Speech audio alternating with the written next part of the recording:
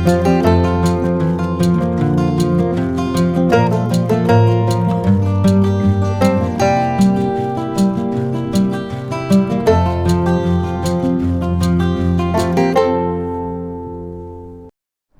کے نام سے جو بے حد مہربان اور نہایت رحم کرنے والا ہے۔ ساری تعریفیں اسی اللہ کے لیے ہے جس نے تمام عالم کو پیدا کیا اور یہاں ہماری زندگی کا سامان مہیا کیا، اور بے شمار درود و سلام ہو ہم سب کے آقا اور مولا، انسانیت کے رہبر اور کائنات کے محسن جناب محمد الرسول اللہ صلی اللہ علیہ وسلم پر، جنہوں نے ہمیں زندگی گزارنے کا سلیقہ سکھایا اور دنیا اور آخرت دونوں کی کامیابی کے راستے بتائے۔ میں اسلام گرو کے تمام ناظرین اور سامعین کی خدمت میں اپنی طرف سے سلام پیش کرتا ہوں، اور اس وقت ایک اہم بات آپ سے عرض کرنے جا رہا ہوں۔ اللہ نے ہمیں جو دین دیا ہے یہ دین فطرت ہے۔ اس میں لوگوں کے حالات کی، ان کی ضروریات کی، ان کی دشواریوں کی قدم قدم پر رعایت ہے۔ آپ دیکھیں، نماز سب سے اہم عبادت ہے، کلمہ شہادت کے بعد اسلام کا رکن اعظم ہے، لیکن اللہ تعالیٰ نے کتنی رعایت رکھی کہ اگر کوئی آدمی پانی کا استعمال نہیں کر سکتا ہو تو وضو اور غسل کے بجائے تیمم کر لے، کھڑا نہ ہو سکتا ہو تو بیٹھ کر پڑھ لے، بیٹھنے کی طاقت نہ ہو تو لیٹ کر نماز ادا کر لے۔ اگر کسی کو قرآن مجید پڑھنا نہ آتا ہو، نو مسلم ہو، قرآن کی 3 آیتیں بھی اس کو یاد نہیں ہوئی ہوں، تو وہ تسبیح اور حمد پڑھ کر اس پر اکتفا کر لے۔ تو اس سے اندازہ کیا جا سکتا ہے کہ شریعت اسلامی میں انسانی ضرورتوں کی کتنی زیادہ رعایت ہے۔ میرے بھائیوں اور بزرگوں، اس میں خاص طور پر بیماری کی اور بیماری کے اندیشے اور خوف کے اگر حالات ہوں تو اس کی بھی بے حد رعایت رکھی گئی ہے۔ اسی لیے آپ نے دیکھا نماز میں بیماروں کے لیے رعایت کی گئی، اور روزے کے لیے میں بیماروں کے لیے رعایت رکھی گئی، حج میں بیماروں کے لیے رعایت رکھی گئی۔ اس وقت جو صورتحال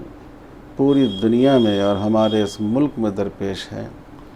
وہ یہ ہے کہ ایک ایسا وبائی مرض پھوٹ پڑا ہے کہ اس کی مثال پچھلی تاریخ میں نہیں ملتی۔ ہمیشہ نئے نئے وائرس پیدا ہوتے ہیں، ان سے بیماریاں پھیلتی ہیں، لیکن یہ وائرس ایسا ہے جس کو کھلی آنکھوں دیکھا نہیں جا سکتا۔ اس کا انفیکشن بہت تیزی سے ہوتا ہے اور اتنا سخت ہوتا ہے کہ اگر احتیاط نہ کی گئی اور علاج نہ کرایا گیا تو یہ جان لیوا ہو جاتا ہے۔ اتفاق سے یہ زمانہ ہم لوگوں کے ہاں شادیوں کا بھی زمانہ ہے، کیونکہ یہ چھٹی کا زمانہ ہوتا ہے، اور حالانکہ نکاح کو تو اسلام نے بالکل سادہ رکھا ہے کہ لڑکی کا ولی یا اس کا وکیل ہو، لڑکا ہو، 2 گواہ ہوں، اور بہتر ہے کہ خطبہ پڑھا جائے ایجاب و قبول سے پہلے، اور ایجاب و قبول ہو جائے نکاح منعقد ہو جاتا ہے۔ نہ اس کے لیے بھیڑ بھاڑ کی ضرورت ہے، نہ لوگوں کے جمع ہونے کی ضرورت ہے، نہ اس کے لیے چائے کا اور ریفریشمنٹ کا انتظام کرنے کی ضرورت ہے، نہ کھانے کی دعوت اس کے لیے ضروری ہے، بلکہ رسول اللہ صلی اللہ علیہ وسلم نے ارشاد فرمایا، ان اعظم النکاح برکہ ایسرہ مؤونہ، جس نکاح میں جتنا کم خرچ ہوگا، جتنے کم اخراجات کے ساتھ جو نکاح کیا جائے گا، اس میں اتنے ہی زیادہ برکت ہوگی۔ رسول اللہ صلی اللہ علیہ وسلم نے صحابہ کا ایسا مزاج بنایا کہ حضرت عبد الرحمن ابن عوف رضی اللہ تعالیٰ عنہ پر حضور صلی اللہ علیہ وسلم کی نظر پڑی، جن کے کپڑے پر عطر کا نشان تھا، خوشبودار چیز کا نشان تھا۔ حضور صلی اللہ علیہ وسلم نے اس کے بارے میں دریافت فرمایا۔ حضرت عبد الرحمن ابن عوف نے کہا، اللہ کے رسول، میں نے نکاح کیا ہے۔ آپ صلی اللہ علیہ وسلم نے دعا دینے پر اکتفا فرمایا۔ آپ غور فرمائیے کہ رسول اقدس صلی اللہ علیہ وسلم مدینے میں موجود ہیں، حضرت عبد الرحمن ابن عوف رضی اللہ تعالیٰ عنہ مدینہ ہی میں نکاح کر رہے ہیں، لیکن انہوں نے حضور صلی اللہ علیہ وسلم کو دعوت دینا ضروری نہیں سمجھا، کیونکہ وہ آپ کے مزاج سے واقف تھے۔ پھر جب حضرت عبد الرحمن نے کہا کہ میں نے نکاح کیا، تو آج کا زمانہ ہوتا تو شکایت کی جاتی، حضور صلی اللہ علیہ وسلم شکایت کرتے کہ تم نے خاموشی سے نکاح کر لیا اور مجھے دعوت بھی نہیں دی، مگر ایسا نہیں ہوا۔ حضور صلی اللہ علیہ وسلم نے خاموشی اختیار کی اور دعا کے کلمات کہے۔ اس سے معلوم یہ ہوا کہ نکاح میں لوگوں کو دعوت دینے کی اور بھیڑ اکٹھا کرنے کی اسلام کی نظر میں کوئی اہمیت نہیں ہے، بلکہ یہ حضور صلی اللہ علیہ وسلم کی سنت اور صحابہ کے طریقے سے ہٹا ہوا یہ طریقہ۔ حضرت فاطمہ الزہرا رضی اللہ تعالیٰ عنہ کا آپ نے نکاح کیا۔ جس زمانے میں حضرت فاطمہ سے نکاح ہوا، آپ کے چچا حضرت عباس رضی اللہ تعالیٰ عنہ مکہ میں موجود تھے، اور اندرونی طور پر وہ مسلمان بھی ہو چکے تھے، اور کسی ضرورت کے لیے مکے سے مدینے لوگ آیا بھی کرتے تھے، لیکن آپ نے یہ بھی ضروری نہیں سمجھا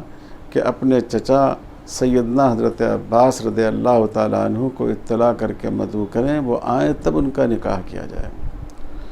تو ایک تو عمومی طور پر بھی اسلام نکاح میں سادگی چاہتا ہے، لیکن اس وقت کے خصوصی حالات یہ ہیں کہ لوگوں کی بھیڑ کی وجہ سے یہ کورونا کی بیماری پھیلتی ہے۔ اس سے ہم اپنی صحت کو بھی خطرے میں ڈالتے ہیں